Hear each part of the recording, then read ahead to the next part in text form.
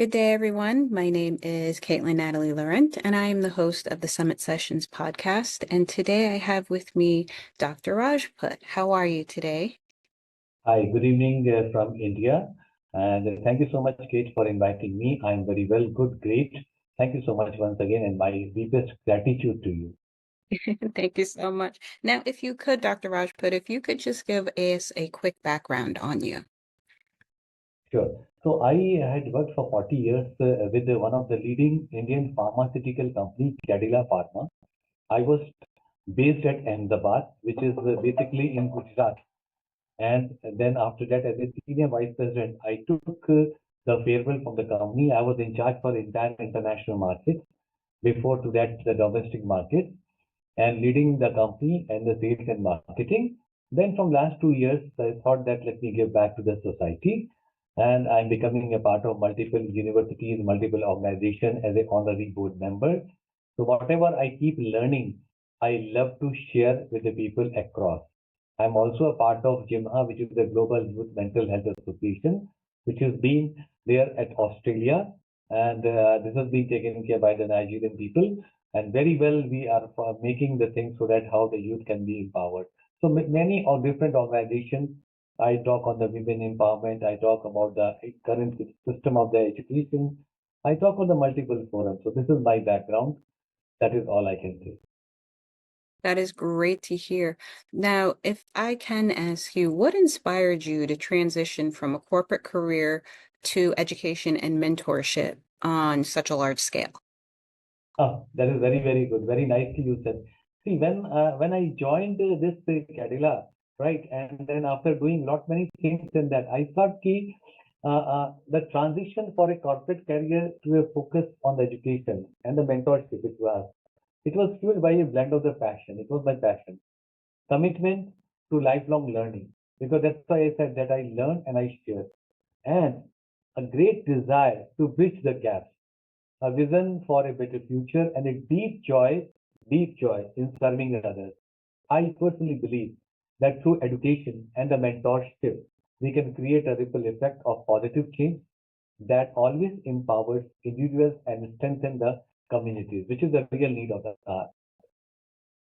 That's wonderful. Now, you often emphasize giving back to society. How did this philosophy shape your career and life choice? Very good question. Thank you so much. The philosophy of giving back to the society has profoundly shaped my career and life choice. This is very clear. It has driven me to pursue a purpose beyond personal achievement, ensuring the meaningful relationship, create sustainable change, and also to find the fulfillment in empowering others. If we are able to empower others, we feel that yes, we are able to contribute somewhere. So this commitment continues to inspire my work as a leader, educator, and also as a mentor, which guiding me in my mission, which is there in my mind, in my heart, to build a better future for every individual and communities alike. Because I personally feel that the world is one. We all are human. And if we are able to make something we are able to add in any person's life, I think we are able to fulfill the God's creation. Now, what made you want to help out with women empowerment? I mean, there's so many different missions and things out there. What was the driving force for you to be a part of the whole women's empowerment? See, today the situation is though we keep on talk about gender equality and women empowerment, right? Though we keep on talking, and the things are getting changed. Things are getting changed. But still, there is a huge gap is there. And I always say, in every point of time, if we are able to encourage the women, if we are able to motivate them, inspire them, they do the wonders. Believe you me, today I can say I'm so sorry to say I'm a little candid also. As compared to the male, the women, they have more patience, they have the better resilience, they have the more empathy, they have the more understanding part. Right? As a male, I'm putting it because I've seen them. And whatever the responsibility you give to the women, they fulfill it till the time it is not fulfilled. They will put themselves completely. So I always say that women have to be empowered. If you are able to empower the women, we are able to empower the complete society, which is the real need of the hour. It is not only in India, it is not only in Asia, it is there in the entire world. And when we talk about the women empowerment, it is to the equality as well, right? So if they are working in the corporate sector, the pay, the remuneration should be same, the responsibility should be same, because today the gender doesn't make a difference. It is the work which is making a difference. It is the contribution which is making a difference. So I am so pro to the women empowerment that I always say that equality is the necessity of the hour. We have to be equal. We have to think equal. We have to respect the women, right? Because that woman may be in my home, in your home. But if the woman is going to lead, she will make the things with lot of empathetic way, and she can give the best of the best results. Wherever the women are there, they have proven. The best example is Madam Oprah Winfrey. How many times she was discarded, but today you can see that everybody knows about her. So many people are there. Mother Teresa, right? So in India, and Mother Teresa, so you can find n number of the people who had gone to that position, and they are very well managing the things very well. Now, how do you feel about with the whole society pushing that women should be out working, also raising a family, working that 9 to 5 and then coming home and doing the motherly and wife duties of taking care of the kids, homework, bathing, food cooking, all while still keeping up that same energy to tend to their husband's needs. How do you feel about that? See, I feel there has to be a balance, right? You cannot put all the things on the head of the women, because you have to understand that when a woman starts her day from her home, she goes and works. She also has the tension. She is also surrounded with lot many responsibilities. So when she comes back, the family should empathize with her. The family should consider her roles and responsibilities. The family should also contribute. It is right. And if you start working together, the husband or the family of the women, then there will be happiness. Otherwise, you are breaking the women into parts. How much long a woman will be able to continue?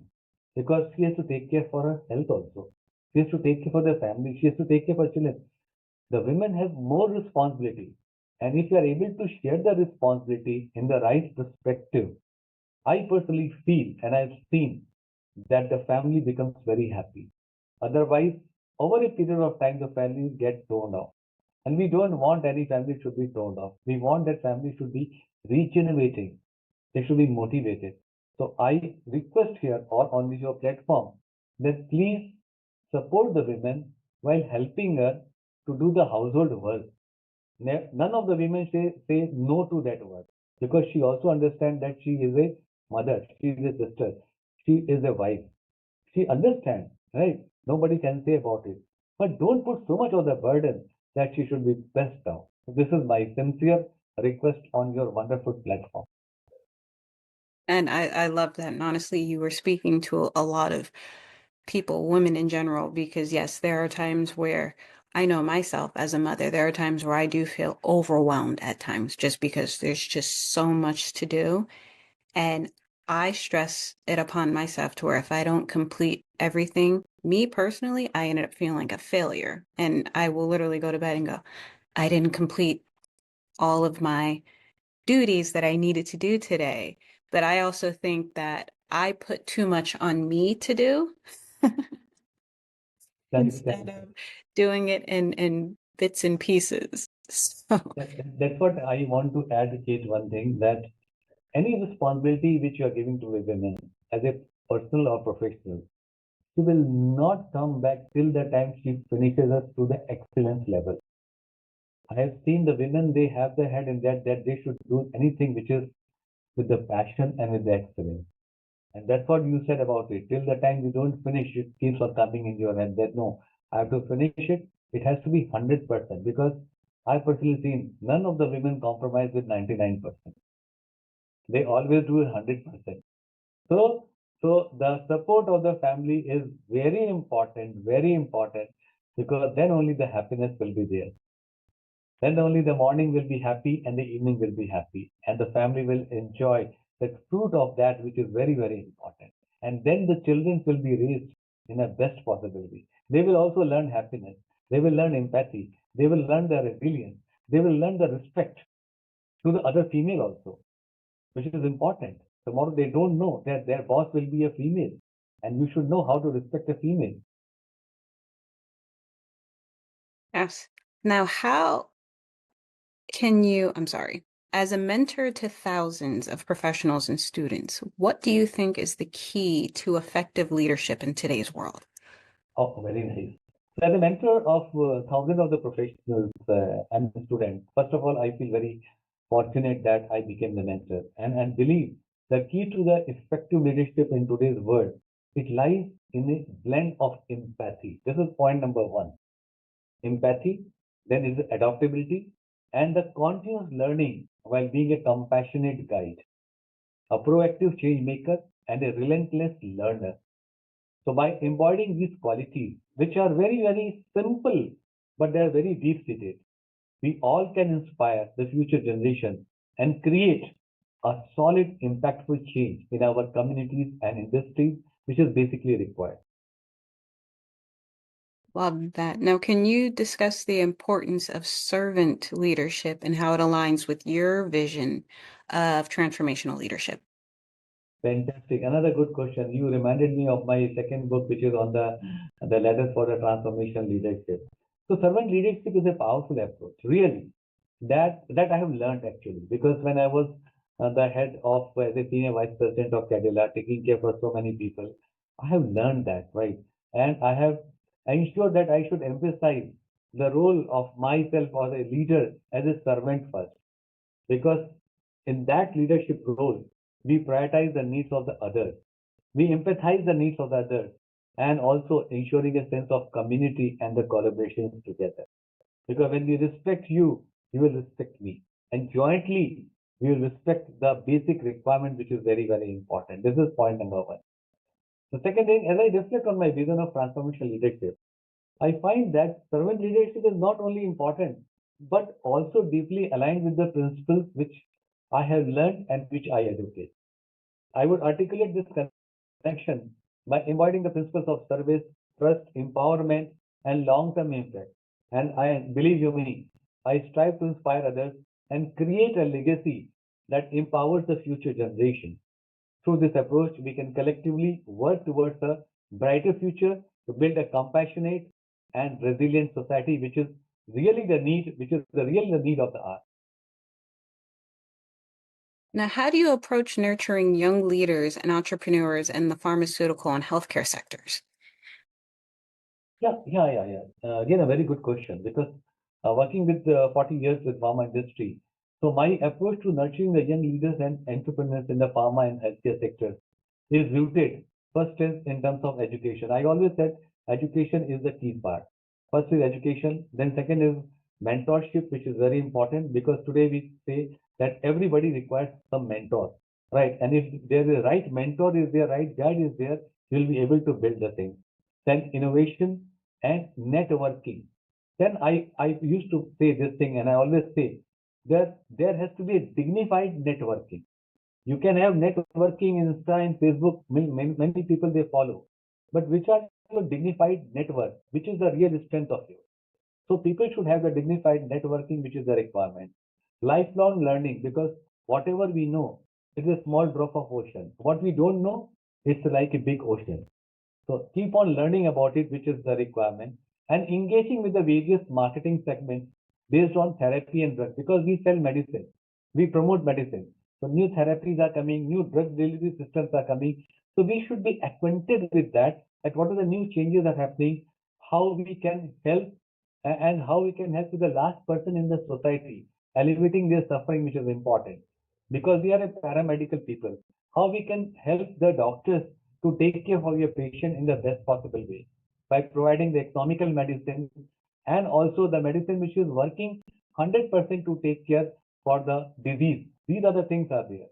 Of course, by empowering the next generation with the digital tool, because we talk about the digital technology, and today AI, AML, ML, and all they are coming very well. Virtual reality, augmented realities are coming very well. So these are the latest marketing armaments are there, and And we have to change the mindset, which I am talking and which I keep on saying, that these mindsets, they need to succeed. So I always make myself to contribute to a future where they can lead with the confidence, make a meaningful impact in the respective field with lot of learning, understanding, and making the things happen, which is the need of the hour. Now, with you being in the pharmaceutical industry, how do you feel about all these different types of prescription drugs that they have out there, where unless a patient actually does their research on it, most times a lot of the medication that they have out there, it's not good to continue, take for a prolonged period of time. And I feel like doctors aren't stating that to patients when they prescribe them a certain prescription. It's usually not until something ends up happening to the patient to where it's, oh yeah, by the way, this you shouldn't be taking this for a long period of time because it can cause X, Y, and Z to the system. How do you feel about that, and how do you come into play when it comes to that? So here I would like to add two things here. That some of the medications which are required for a long time, if the patient is suffering with, there are two types of diseases are there. One is the acute and one is the chronic. Acute is that it is symptomatic relief, it is there for 5 days, 7 days, 10 days therapy, and you finish it up. You don't carry on the thing. When there is a chronic therapy, it is a long-term therapy which is required. So I always put a request here that whenever as a patient, if I have to consult a doctor, let us go to the specialist or a super specialist. Today, specialists and super specialists are available. So they will not write many long prescriptions. They will write the medicines which are basically required because they understand the things, the pros and cons. After all, the medicines are the chemicals, right? It's a chemical drug reaction. And there may be some side effect in the body. It happens, right? Because we are not taking Ayurvedic. We are not taking the naturopathy, right? So to avoid that side effect, a super specialist always provide the prescription, which is the least medicine, which can be taken care for the patient, and there will be least harm. I cannot say zero because after all, my body system is different as compared to anybody else's body system, right? Something may not suit me and something is suiting to others. So this is very, very important. So from on your platform, I can say that whenever you have some problem, don't take self-medication. Don't copy the prescription of any other person that he or she was suffering with that problem. So I'm also suffering with that problem. No, your problem is different as compared to her. Maybe the symptoms are same, but inside the problems are different, right? So go and give little money to the doctor to save your life because your life is more important than a small amount of the money which you are saving today and copying the prescription of somebody else. And third is don't go to the practitioners which are not so qualified. Go to the most qualified people and then you are in the safe hand. I can say this thing.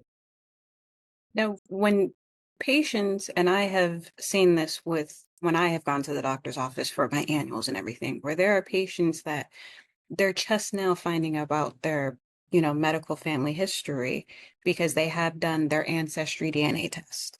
And especially this is more pertains to children that are adopted. Um, and it's they're sharing it. Okay, well, this is what I found out about my birth mom. This is what I found out about my birth dad.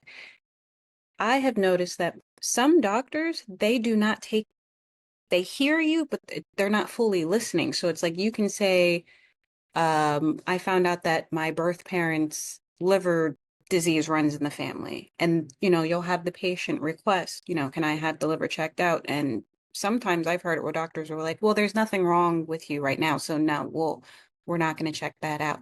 How do you feel as a doctor yourself when you're hearing doctors pretty much ignore concerns that patients are bringing up because they may not have that issue right now, but maybe later on down the road it could happen, or it could be passed on to their children? How does that make you feel?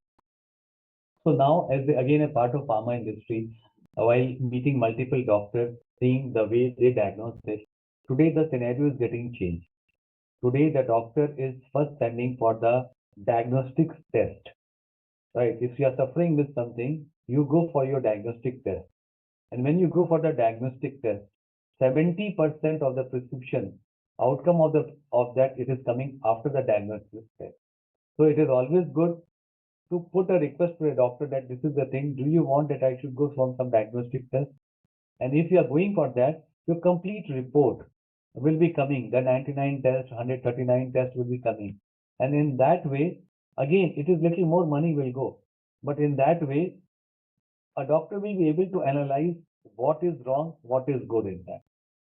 And as an educated patient, I always request, or I will put a request that please go for the diagnostic test, which is important because today all the specialists they first tell you they will write a medicine for 2 3 days, but they say first you go for the diagnostic test, come back with the report, then I'll write the prescription as per the need of it. Yes, no, I fully agree. I think that diagnostic testing should be done before because the doctors do, especially over here in the US, where you can say, I'm having these symptoms, I'm having these issues. And it's like you said, they'll prescribe a prescription, but then it's like, oh, if it doesn't work, then we'll send you for testing. And it's like, well, what happens to where if I start taking this prescription medicine, it makes me worse? And then it's either before I can even go for that diagnostic test. Now here I am in the ER because we put what's the saying? We put the cart before the horse. Yeah, correct. Um, so you have a book called The Leaders with Ladders, which became a bestseller. Congratulations on Thank that. you. Could you share the core ideas behind it and its impact on the readers? So when I was thinking that what should be writing on the leaders because today the world has changed, right? And every youngsters or the startups or even a female person, right? Everybody wants to lead their life, right? So I thought, what is the simplest way I should be writing? So I put it my books in three basic ways. One is the basic qualities of the leader. The second thing is what are the skills are required, and third thing is what are the talents which doesn't require any effort. So I'll give you the one of the two examples. What are the leaders are? The mindset is very important. Suppose I want to do something, my mindset has to be very positive. My attitude has to be very positive. There should not be any procrastination in that. So this is the one part. There are so many other 16 chapters are there, small chapters, which I have put it in that. Then the skills, which are very important. The communication skills, the listening skills. Today in this fast age, we don't listen. We hear. We hear. If we start listening, we'll be able to understand the person. The empathy, which is very important. Because if we are able to empathize with the other person, the compassion, which is again very important. These are things that are the skills. As a leader, if we have all these attributes, we'll be able to win the world, which is there.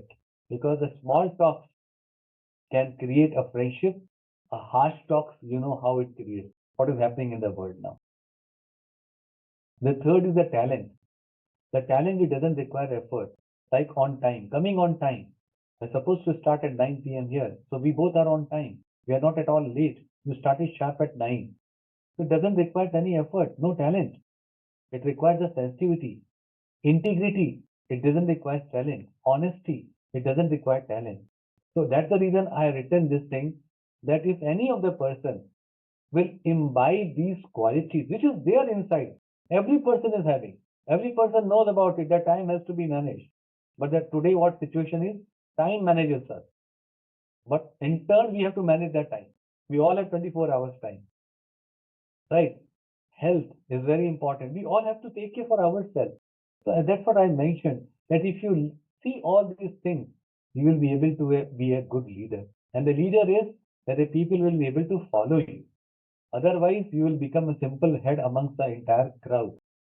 So very simple way, and that's why people they have liked it and they have made it as Amazon bestseller. It's a very simple language. Wonderful. Now, your role in technology and AI, which as the years go on, it's just becoming even more amazing. I mean, I'm mind blown. Um, how do you see that reshaping in education and leadership training? Yes, yes, I love technology. Today we are connected. You are from US, I'm from India. You've been connected with the technology, right?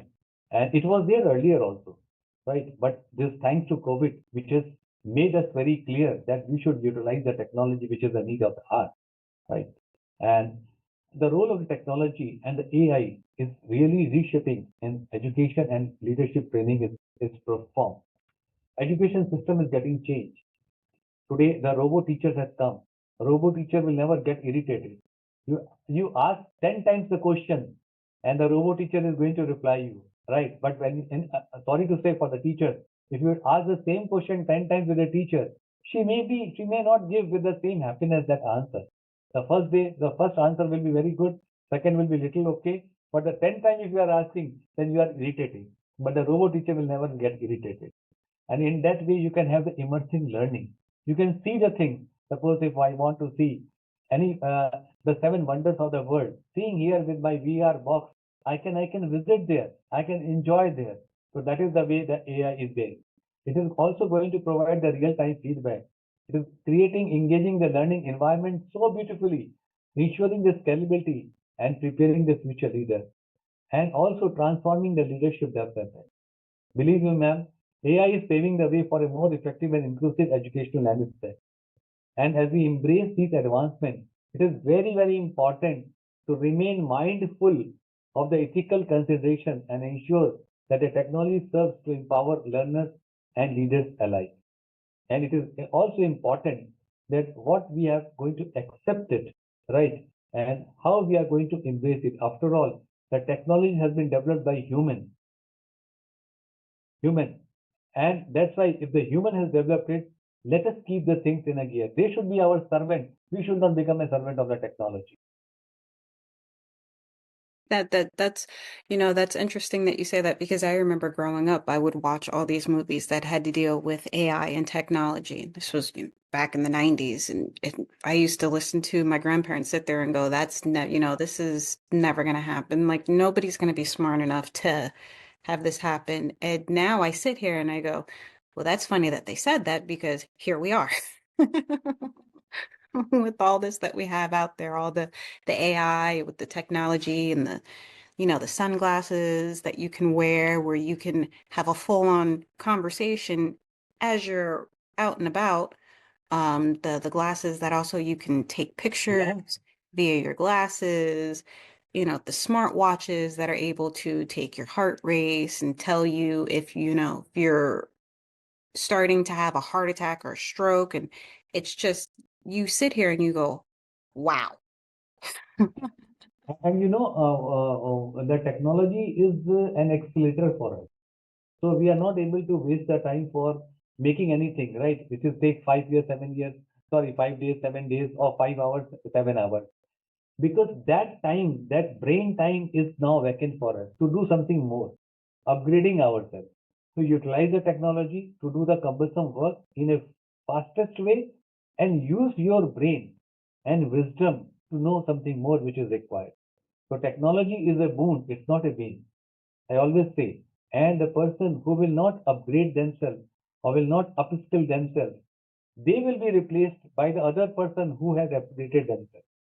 Madam, I was reading the World Economic Forum 2025. It is a 248 pages report from US only. It was published. They said that 70 million more jobs will be created by 2030. 70 million more jobs will be created by 2030 now. Right? This is the thing which is there. And of course, there will be always about 40 million jobs will be out, obsolete, because technology will take over. So in a nutshell, we will be a gainer. People they think that technology is going to take my job. No, no, no. Please upgrade yourself and you will be on the next level. Right, but also and that's, that's a very good point that you make because yes, everybody is afraid that we're going to have robots taking over and people won't be able to work, but I've told a few people, I'm like, in order for these robots to do these jobs, who has to operate the robots? Yeah, Obviously, humans humans. have to operate the robots. So, in that sense, yes, we are providing more jobs.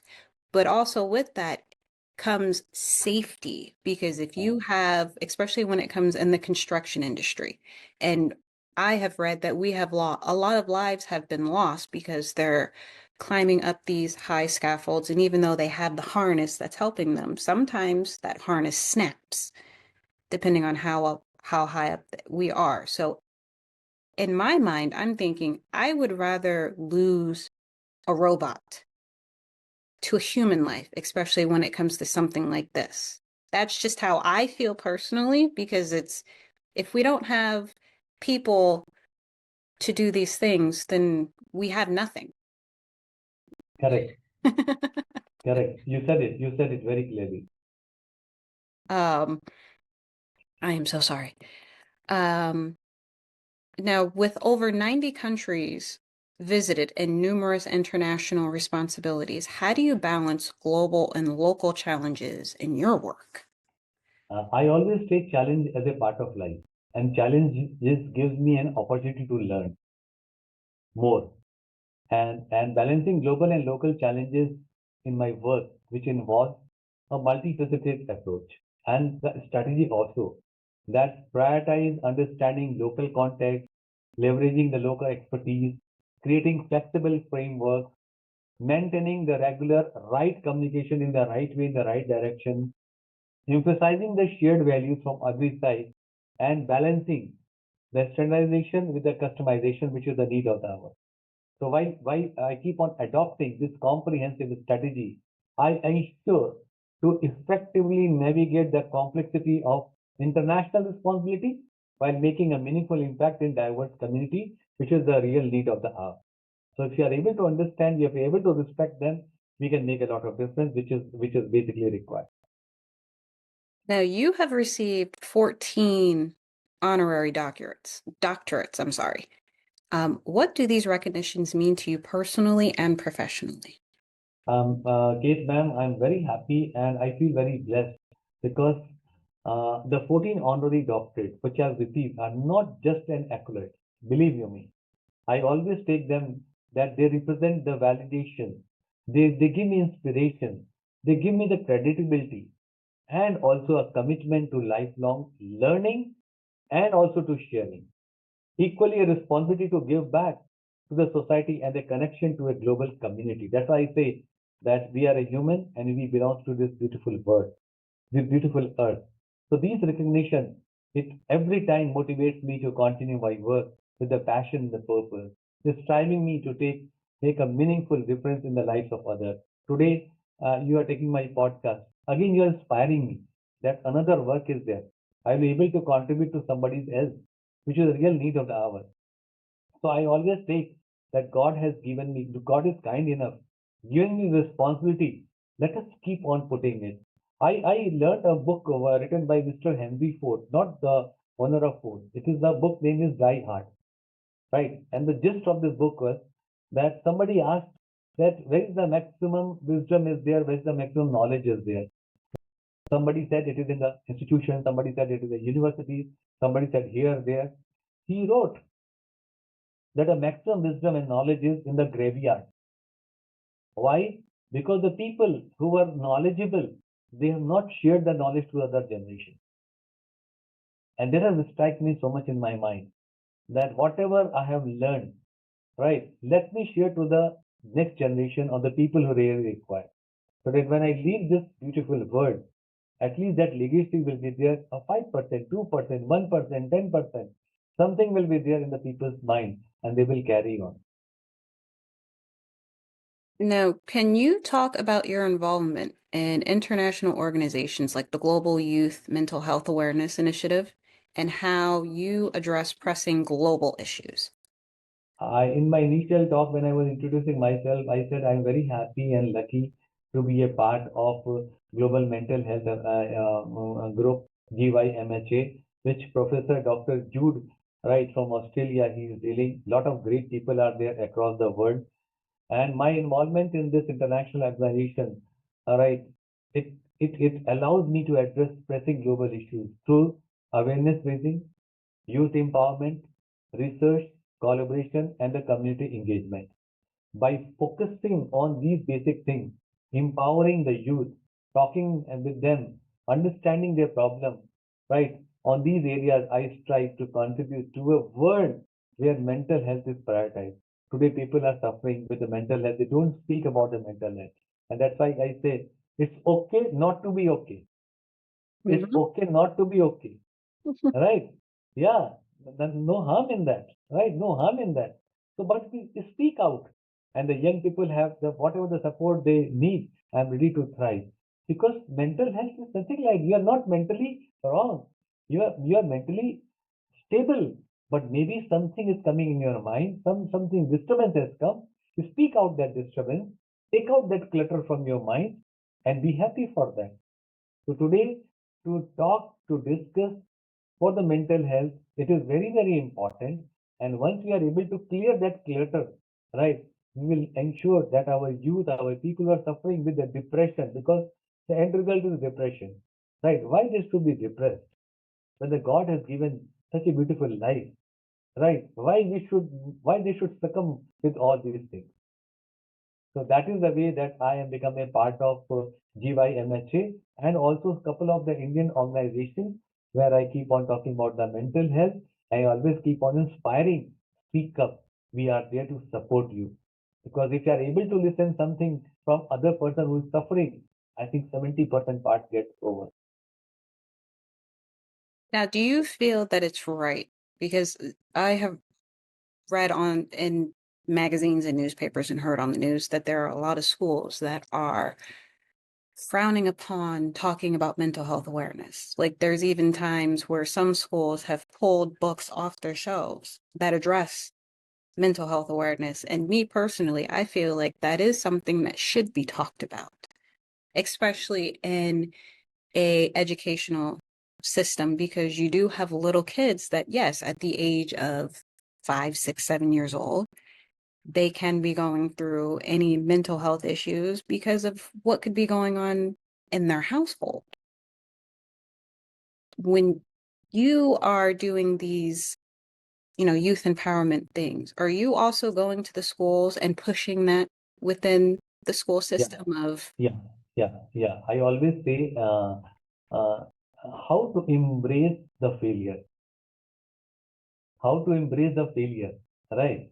Because the sports in the children are very important. Why it is important? Because it is like when the two teams play, one team is a winner and one team is a loser. It doesn't mean the second time the second team will not play. So in sports gives us a sportsman spirit. We start embracing the failure and we get rejuvenated. Oh my God, next time I have to be a winner. So that is very important. When I talk to the children, when I talk to the not the children, but the educators, I said that please encourage the failure. Please tell them that embrace that failure and come up in a shining way, which is important. Don't discard them.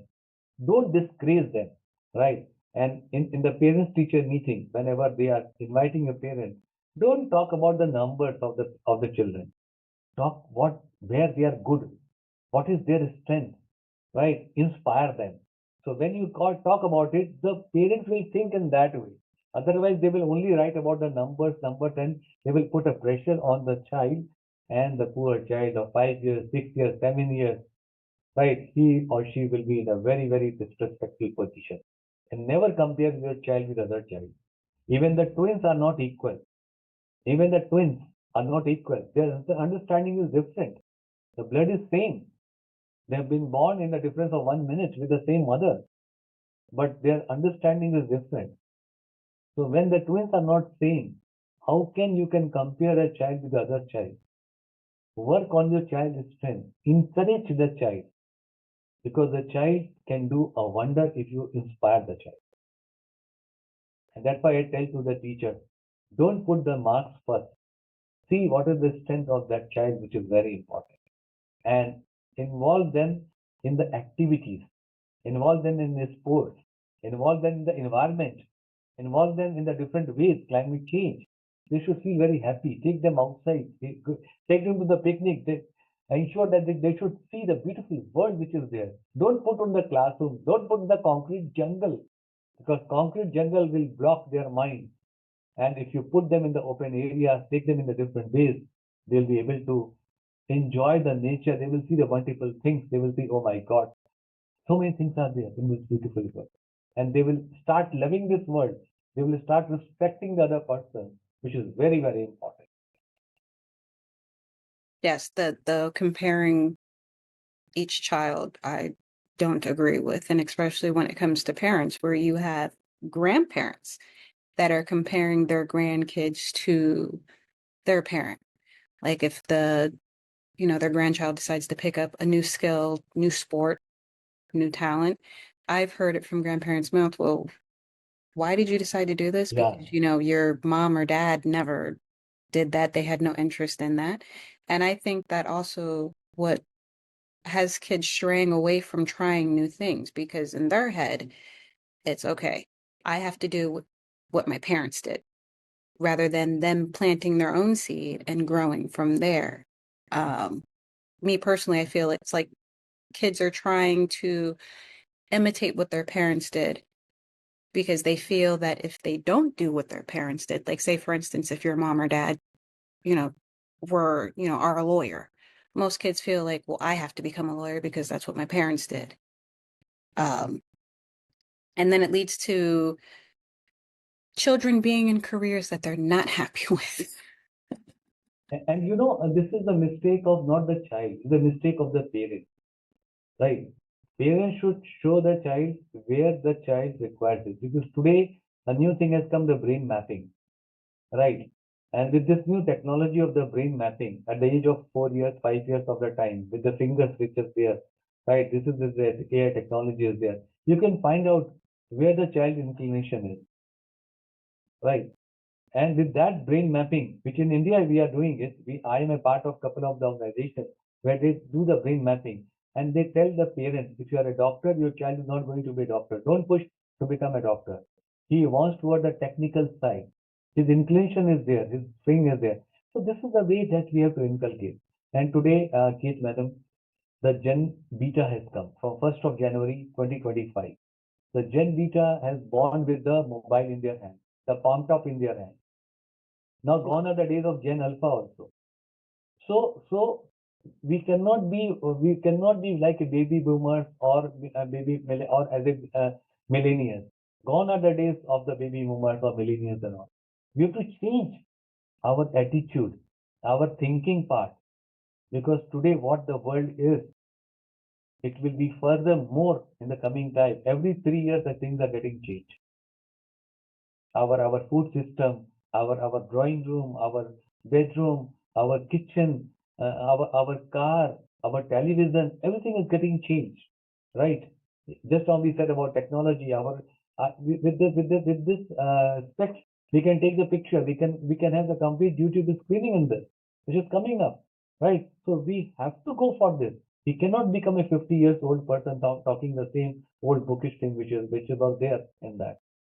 Today, even if I have to do PhD, there's no need to go to the library. With the chat GPT, with the Google and so many things, I can get the complete details. And then with the wisdom, you can take it out, which is the need of the hour. That's funny that you say about, we have Chat GPT and Google and everything. I'm kind of, I'm not that old, but I'm kind of old school where I'm more of a drop the gadget, pick up a book. I'm very big on let's go to the library and check out books. Only because when you're reading things online, you can't really get the full picture of it rather than if you have a book in your hand. Granted, when it's So online, you can take, notes on, say, if you have an iPad or a Kindle, whichever type of tablet, you can take your notes on there or highlight it. And if you're obviously checking out a book from the library, you can't write it in it. Otherwise, you have to I pay just for the want to book. add one thing. I always keep one pad with me. I always keep one pad, letter pad with me, right? So you can see this. Whenever there is something is there which I read, I always make a note of it. Right. So in that way, and whenever I have the free time, I just turn the pages of that what I have read it. What are the small things which has come in the mind? Of course, reading a book, I'm not discarding. It is very, very important. Holding the book, reading the things is very important because I always say book cannot be replaced by technology. But certain things are there where you're not able to get the thing, that you have to go there, rush there for that, and 250 pages book is there. Read the entire thing, sit quietly like you're sitting in the library. Give your 2 hours of the time, write it properly, make a notes of yours, because with that you have the wisdom of writing that thing. The same thing is there in that way. So I am not against with the book, I am not against with the library, but I always say whatever we read, make a note of it. And today I just show you. I also make notes. My pen is there with me and the book is there. It is there. Whenever there is a meeting is there, I always keep writing that what I have learned. And after any meeting, when I get over, next day I revise that so that I should be very clear on that, which is very, very important. Yes, I'm very much pen and paper type of person, but then again, that's how my education was growing up. It was books, pen and paper. Nowadays, kids are fortunate because now they have Chromebooks where they can do all their note taking, which Yeah, no, note taking, correct. I will transition from. My notes that I put on paper, I will type it into my computer and make it into bullet points only because to reduce the paper in the household. If I have it on the cloud, which is out there now that all companies have Correct, gone correct. into to reduce the whole paper waste and everything and being bad on the environment.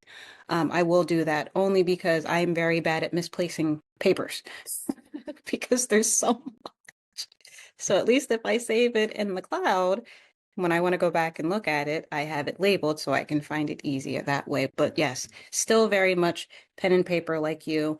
And then I will clean it up and put it on on to my computer when I am done. Computer cloud, yeah, correct. Yeah. Because the pointers are there. Because see, in this pen and paper, we just write the pointers, and then we go back and then what the pointers are there. Then we take it out, put it in the soft copy, and put it there in your thing. So that's what I'm doing. It not writing completely. Just pointer, page number 32, para number 5. Right, that's all. So we have to write it. So I'll take that para number 5 on that, put it in my laptop, and then it's been saved in that. Yeah, but now I'm just now seeing just the other day a commercial on was it a commercial on TV? I think it was an ad on online on one of the social media apps that I was just clearing out my feed on. Now they have it to where it's an electronic pad Yeah, it is there. Correct, where correct. you You're can right. write on. Right on, yeah. And put it there. Directly it is coming. Just write Yeah, it and put it coming. Correct. I was You're like, right. this is really neat. This definitely helps for people like us that carry around a pad and a pen. Yes. Well, granted, we are still carrying around a pad and a pen, but it's all electronic. I thought that was very neat. And it looks like it from the pictures and the video that I was watching, it's your handwriting and it's almost like it's on paper, but it's all digital. It's already digital. Yes. I think that's fabulous. Now, I want to talk about your biography that you wrote, Your Journey Continues, Attitude Wins, which love the title of it because, yes, attitude does win all the time. What lessons do you hope readers will take away from your life story?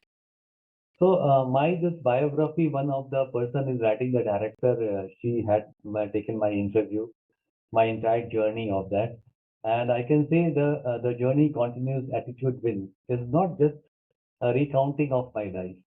It is a reflection of the lessons I have learned and the values I hold.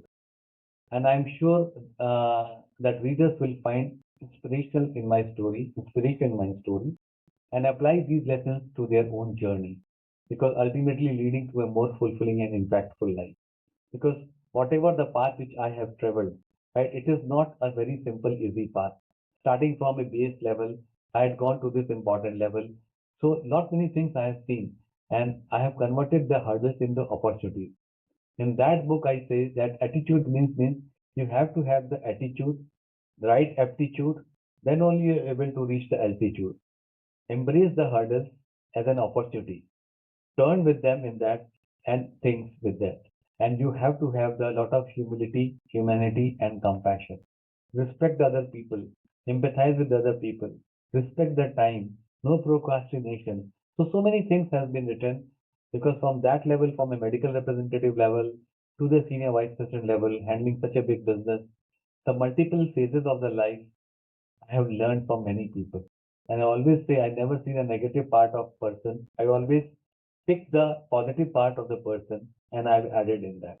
If I have not taken the positive part of any person in my entire life, I would not have grown. So this simple message to the people is don't see the darker side, see the brighter side, see the brighter side, right? And if you take the brighter side, then imbibe that in you. If you take the brighter side of 10 people, you have 10 strengths in you instead of seeing the 10 negative parts. So these things are there which has been written in the Attitude Wins, and very soon by next month it will be coming in the market. Some changes I am just putting it because it is a long journey of 40 years, leaving from the engineering college and joining the pharma industry, learning the nitty-gritties of pharmaceutical things, learning the nitty-gritties of management, doing my MBA, doing my 27 international courses, learning more from the mentors, and doing my PhD, becoming a part of this. So it's a beautiful journey. I always say God is kind enough, able to meet a great people like you, like many people who have enriched my journey, added happiness in my life, added, motivated me, inspired me to do a lot more till my last breath. Now, how would you like to be remembered by the individuals and industries that you've impacted? So I would like to be remembered as a catalyst for change because I talk about the change which is very important. I have changed myself, right? So I want the people should also change. And it is very true. Change will come from within. Nobody can change, right? If I have that thinking of changing myself, I will change myself, right? And and I want to empower the other farmer sectors and also to education, to the women empowerment, to environmental awareness and building, advocating for the mental health, embracing the lifelong learning, which is led with the integrity and compassion. These are the things I want that people should remember me. And I'm sure my hope is that my contribution will inspire the future generation to continue the work of creating a more inclusive, supportive, and understanding world which is filled of humility, and compassion with the respect to other person. While thinking that competition is with themselves, not with any other person. Whatever I have achieved or we have achieved, that is my strength. We have to achieve little more. Every time we have to do more. I always say one thing that if you want to carry one check to the bank, you cannot encash that check twice. Same way, whatever I have achieved or we have achieved in our life till 2024, I have to prepare my new check for 2025. Then only I'll be able to encash it. Otherwise, I will be obsolete. So I want people to remember that the change comes from within, the competition comes within. Let us imbibe that. Let us learn. Beautiful world is there. God has given us such a beautiful life. Add this strength and make and give happiness to the other person's mind. So that people should remember. Have the good words, nice communication, inspire other people, motivate other people, become a strength of somebody, help somebody, because we are the creation of the God, and other person is also a creation of the God. Be very sympathetic with the animals. Be very sympathetic with the environment. So all these things that I can talk lot many things. You have touched my heart, right? It is like it's coming from my heart that yes, I want this thing and I'm working for this. Seriously, I'm working. Wherever I get an opportunity, I always empower the people. I always say one more thing I have forgotten to tell. I always say in any of the meeting and conferences, don't waste the food. It doesn't mean that you are paying for the food in a five-star hotel or three-star hotel, but take the serving which you are able to eat it. Remember that is a national wastage. It is just going to the dustbin. And there are so many children in many countries in the world, they don't have a food to eat in the night. So remember that part. Second thing I always say, don't waste the water.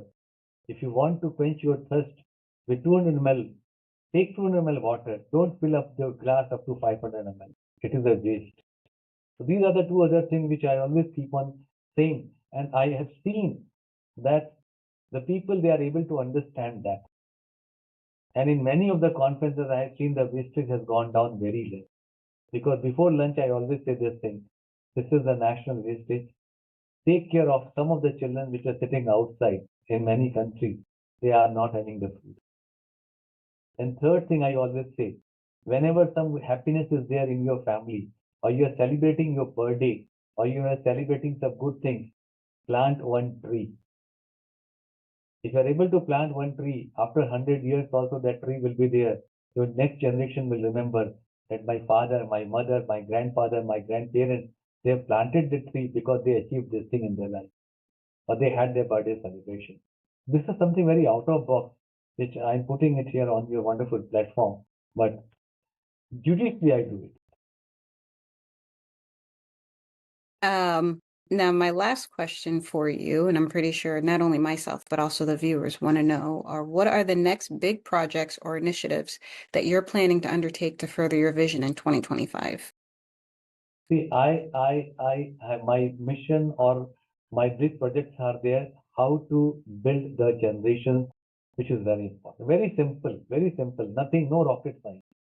How I'm able to contribute to build the young generation, how I can change their mindset, how we can show that they will be there for the global requirement, how they can embrace the technology, how they can love the empathy, how they can respect the human, and how they can build a community, which is important, while respecting to each and every human being in the earth. No clashes. Love the person. Respect the person. That is the only simple thing. And it will continue.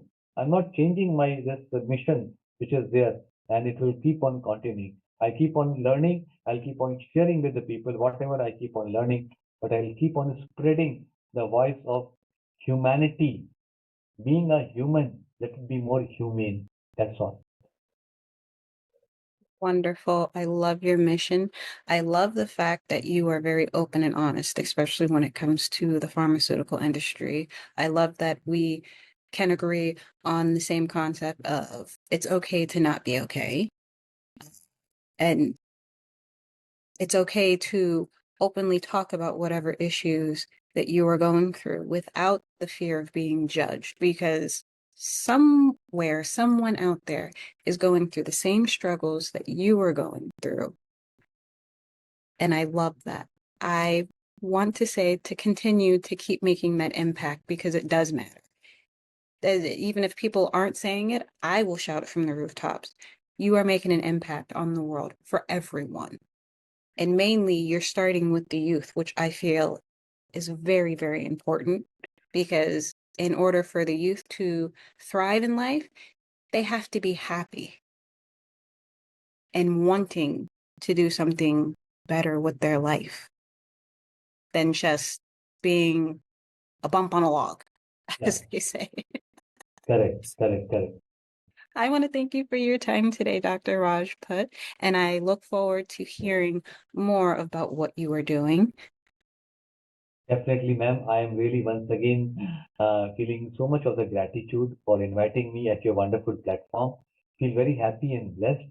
And definitely in our next meeting or podcast, wherever you want, I will be feeling so happy to share my work with the viewers. So thank you so much for giving your valuable time and giving your wonderful platform to spread this knowledge of humanity, respecting women, and spreading the happiness. Absolutely. And I look forward to doing a part two with you as well. I want you to have a great rest of your day. Thank you. And I want to thank everyone for tuning into the Summit Sessions podcast. My name is Katelyn Natalie Laurent, and this conducts our interview. Have a great day.